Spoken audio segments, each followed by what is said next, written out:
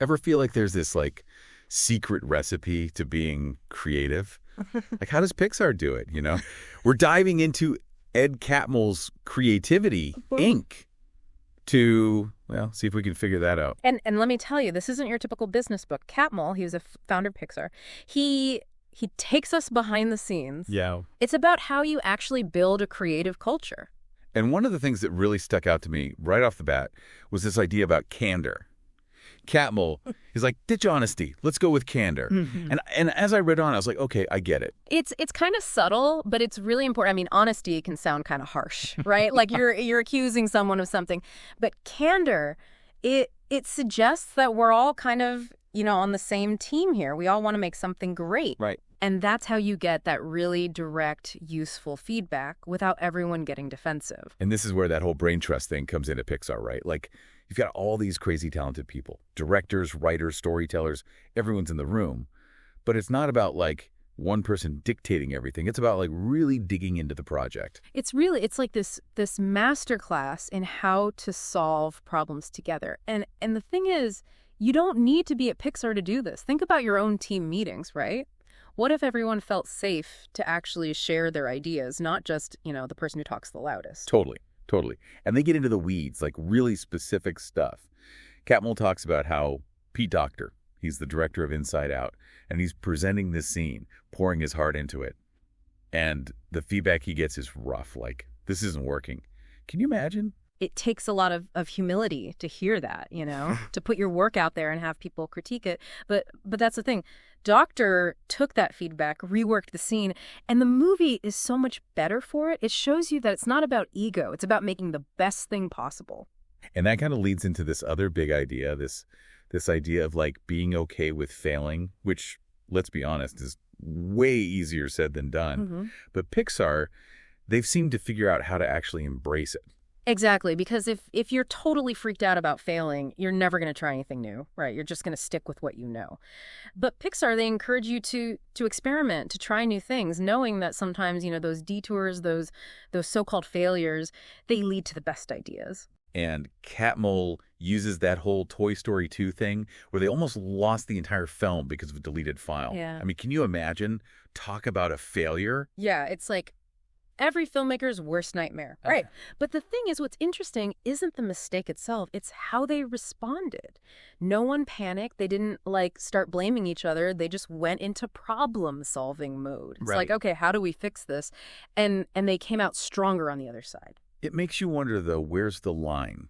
Like, when is it, a good failure, a learning experience, versus just being, totally off track? How does Pixar know when to push through and when to just completely scrap something? I think it comes down to story, honestly. They're open to experimenting, trying new things, but the story, that's the heart of the film. That's what they always come back to. It's got to be strong. Yeah. It's like they're always trying to balance, right? Like, how do you stay cutting edge? How do you keep innovating, but also make sure that what you're putting out there is, top notch? And this is where Catmull brings up this thing, stochastic self-similarity. I'm like, what?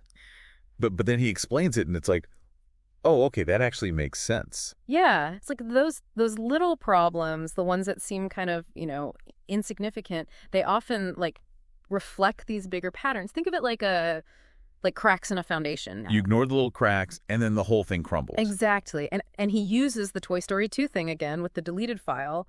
What seemed like a total fluke, just a random accident, it actually showed them that their whole system was vulnerable. Yeah, and Catmull, he says, those small problems, they're like pain in your body, It's trying to tell you something. Okay, that's a good way to think about it.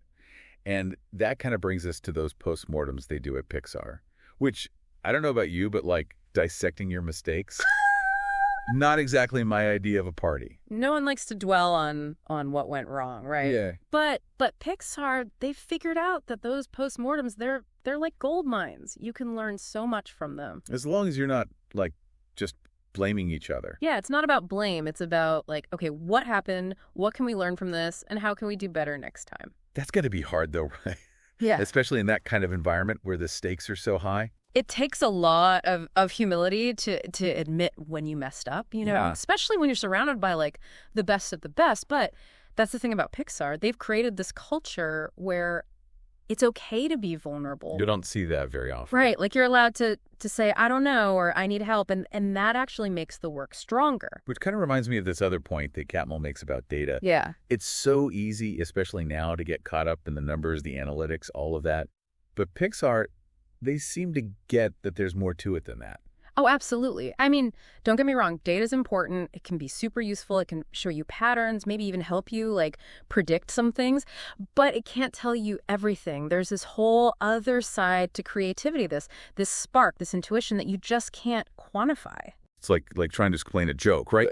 Like you can analyze it to death. Yeah. But that doesn't mean you can make someone laugh. Exactly. And this is where I think Steve Jobs' influence on Pixar is really interesting because he was all about data, right? Yeah, he was Mr. Data. But even he understood that filmmaking, it's an art. It's not just about, following a formula. He changed a lot during his time at Pixar, didn't he? He did. He did. Like at first he was very much, my way or the highway.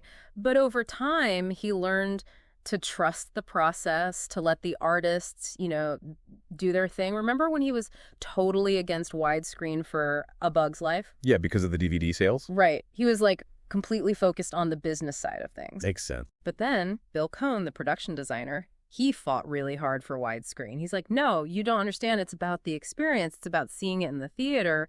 And the fact that Jobs listened, that he was open to being swayed by, by the art of it all, that says a lot about him as a leader. It's like he was able to hold both of those things, the logic and the emotion, at the same time.